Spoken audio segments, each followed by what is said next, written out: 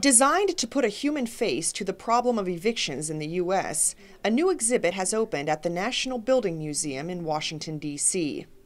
Initially, visitor Leticia Mitchell says she was skeptical that the curators would be able to avoid depicting the material in a way she describes as poverty tourism or poverty porn. And so they really did work against that. I think they were aware of that.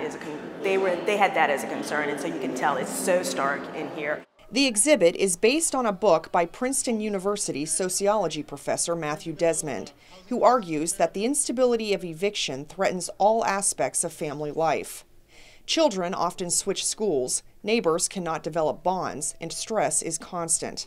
1 in 4 of poor renting families spend 70% of their income just on rent and utilities. So to someone that would ask me, hey, is this just irresponsibility?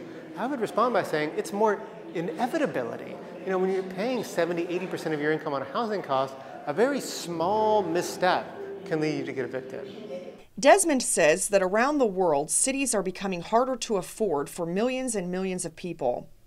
But, he says, America has a uniquely bad eviction crisis. If you look at the numbers that we can see in places like London and Paris, our evictions are incredibly higher than those numbers. We have a speedy, efficient eviction crisis, and we have an eviction crisis that affects about 6,300 Americans every single day receive an eviction judgment. One display shows what happens after that eviction judgment, when tenants are given the option of truck or curb, essentially having their possessions taken to a storage unit or tossed onto the sidewalk. Through the exhibit, curator Sarah Levitt says the museum hopes to educate visitors about issues that aren't always so visible. So yeah, I want people to get upset. I also want people to get back up and then go out and try to change things. It's not, this crisis is not inevitable. It's not determined. It's not something that that has to be with us. It is something that we can change. To help solve the problem, Desmond urges a deeper investment in housing, saying the programs that do exist work well, but that there just aren't enough of them.